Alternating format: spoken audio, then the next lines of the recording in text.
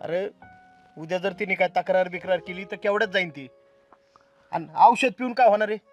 स्वतःला संपवायचं आणि तिला संपवायचं. म्हणजे तुझ्या आई बापाला त्रास आणि तिच्या घरच्यांना त्रास. असलं प्रेम असते का रे? काय तुम्ही पोर. अरे प्रेम बिम तुमच्या तोंडात तरी शब्द सोबतात का? चाललाय प्रेम करायला. हे बघ, याला आहे ना काय झालं असेल याच्याकडनं चुकीने तर माफ कर बाई. माझा जोडीदारी म्हणून एकदा मी माफी मागतो आणि परत येऊ तुला त्रास देणार नाही. त्याला विचारा, तो देणार आहे का मला त्रास? हे बाबा, तू आहे ना परत आता नीट वागला नाही ना तर तुझ्या घरच्यांचं माहिती नाही, पण मीच तुला पोलिसांच्या ताब्यात देईन.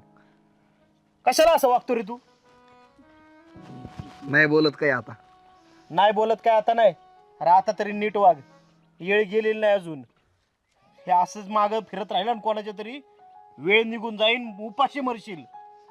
काहीतरी बन, काहीतरी शिक, चांगलं हो आणि 2 पैसे कमव. मग तुझ्या मागं पोरी लागतील. तुला पोरींच्या मागं फिरायची गरज नाही पडणार. जा जा तू, आणि परत तो काय त्रास देणार नाही तुला.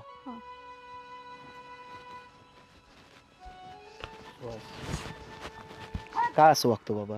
हा, आपल्या आई वडिलांकडे बघ. तुझ्या बारक्या भावांनी काय आदर्श घ्यायचा रे तुझ्याकडून? तू जर असंच करत राहिला तर काय होईल त्यांचं? अरे प्रेम भीम या सगळ्या गोष्टी मला पण मान्य आहे, पण त्याला काहीतरी मर्यादा असते ना. हे बघ, आपण असं करू, थोडे दिवस लांब कुठेतरी फिरायला जाऊ बाहेर. तुला पण बरं वाटेल आणि हे सगळं आता विसरायचं. हा, चला.